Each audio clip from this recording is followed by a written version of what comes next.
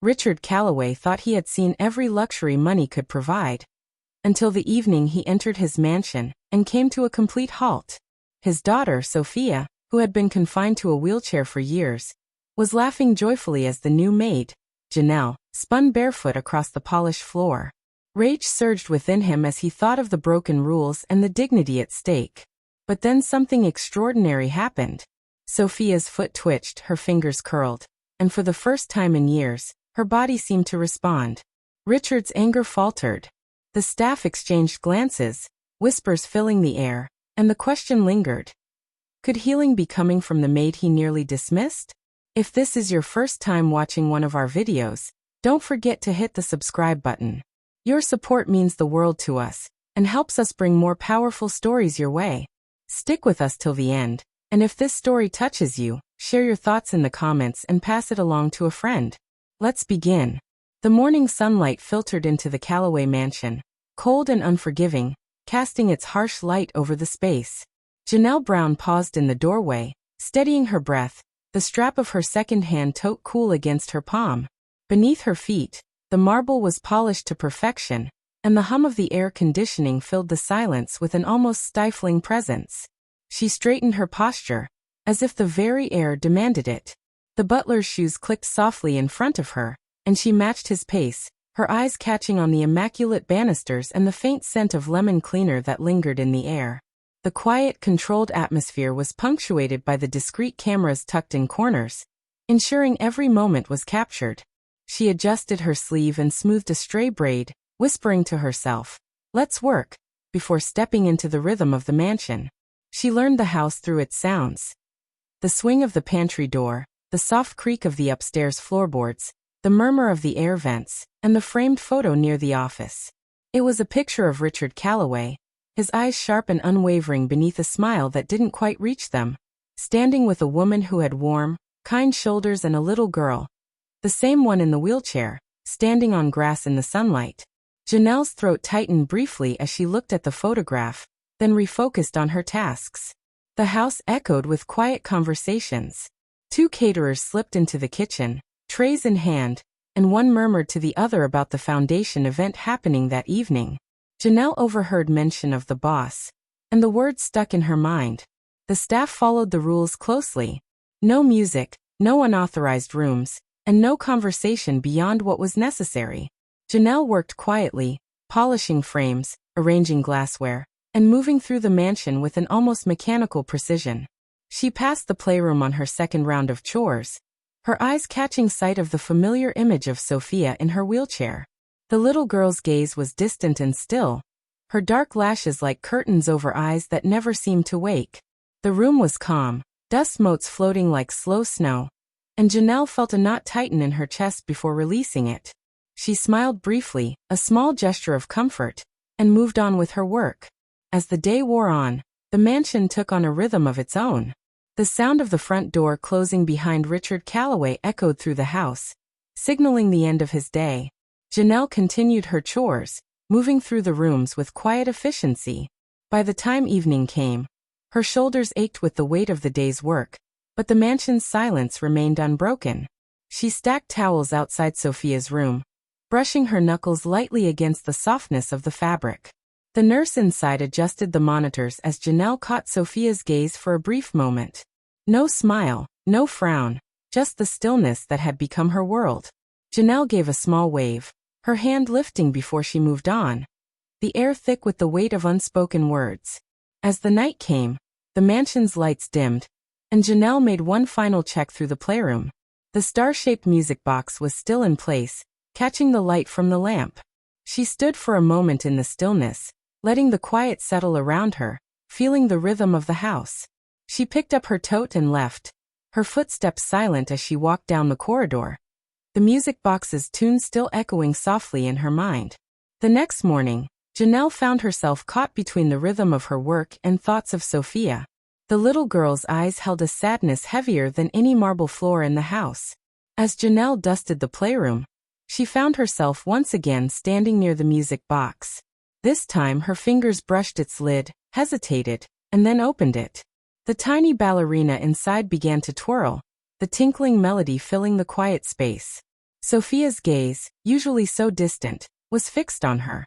The weight of it caught Janelle off guard, and for a moment, she wondered if the house was watching her too. No one was around. She took a cautious step, allowing the music to guide her movements. She danced, her body remembering old rhythms, swaying lightly in time with the tune. Sophia's lips twitched, just a hint of a smile. The staff, passing in the hall, whispered among themselves. "She's dancing crazy. That'll get her fired." But Janelle didn't care. For the first time, the music had filled the silence in the mansion, and perhaps it had touched something deep within Sophia as well. Their voices trailed off, leaving Janelle feeling her heart race. She slowed, almost feeling guilty, but then caught Sophia's quiet, breathy giggle, like a secret that had been held for far too long. It was as if something had cracked open. Day after day, a routine started to form. Janelle would finish her chores early, slip into the playroom, and play the music box. Sometimes she swayed gently. Other times, she guided Sophia's hands through the motions, almost as if teaching her the language of music. Sophia's eyes grew brighter, her fingers twitching more. Once the nurse peeked in, frowned, but said nothing. At night, Janelle would collapse in her tiny staff room, whispering, "Don't be silly, girl. One wrong move and you're out." But the next morning, when she saw Sophia waiting by the window, she couldn't resist. One evening, the house buzzed with preparations for Richard's charity dinner. Staff hurried with trays and flower arrangements. In the chaos, Janelle slipped away. Inside the playroom, she twirled softly, and Sophia clapped her hands against the chair, delighted. Unseen, the butler paused at the door. He shook his head, muttering under his breath, "She's bold, this one. But maybe bold is what this house needs." He walked away, leaving them in their own little world. Sophia's laughter filled the air, delicate yet fierce, like a spark striking stone. For the first time in years, the mansion didn't feel so cold. And Janelle, she didn't feel invisible anymore. The storm hit on a Tuesday. The clouds hung low, and the rain tapped on the windows like impatient fingers. Janelle finished her chores early again, drawn back to the playroom. The music box's ballerina spun lazily, and its notes spilled across the carpet. Sophia's eyes sparkled that afternoon, more alive than Janelle had ever seen. With a careful grin, Janelle swayed side to side, her sneakers squeaking softly on the marble, stretching her arms wide, guiding Sophia's hands through the motions, pretending the little girl was twirling with her. Laughter bubbled up from Sophia's chest, bright and defiant against years of silence. Neither of them heard the front door open. Neither saw Richard Calloway step into the hallway, briefcase still in hand. He froze in the doorway. His daughter, once paralyzed and withdrawn, was laughing. And across from her, the maid was dancing. His jaw tightened, eyes sharp as glass. "What is this?" His voice cracked through the room like thunder. The ballerina inside the box kept spinning. Janelle spun too quickly, almost stumbling. Blood rushed to her ears, and words got stuck in her throat. I was just." "Just what?" Richard's face was stone, his voice cutting. "Neglecting your duties, turning this place into a circus?" Sophia's tiny hand gripped Janelle's wrist. Her eyes, wet and pleading, spoke a truth Janelle couldn't say. From the hallway, faint whispers echoed. "Told you she'd get caught. Look at the kid's face." Richard's anger rang through the silence. Janelle's throat burned with unspoken words. She wanted to say, "I wasn't breaking rules. I was breaking chains." But fear silenced her. Then something happened. It was barely noticeable, but Sophia's foot shifted against the footrest of her wheelchair. Just a slight motion.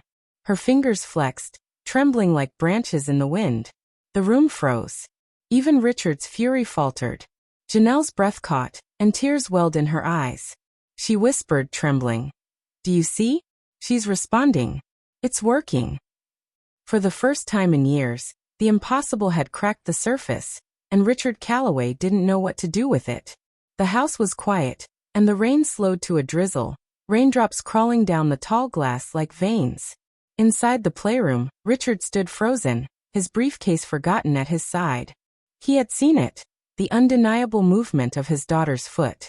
It was as real as the beat of his own pulse.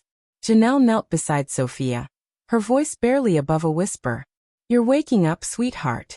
Don't stop now. She glanced at Richard, her chest heaving. She needs this, not medicine, not more silence. This.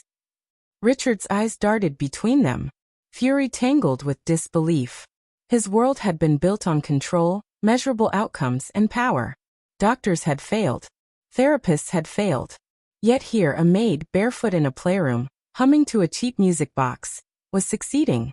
He wanted to bark orders, to demand that things be put back into order.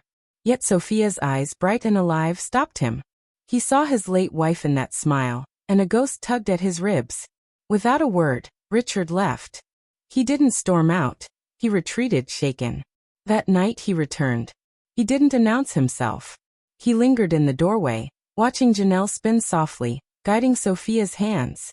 The girl's laughter filled the air, delicate but insistent, breaking through the mansion's sterile atmosphere. Richard stood there, shoulders slackening, watching his daughter come alive, beat by beat. The staff noticed too, in hushed corners of the kitchen. "Mr. Calloway hasn't yelled in days," they whispered. "He's watching her." The maid. The healer. Months later, Sophia stood in the garden, supported by braces, with Janelle at her side.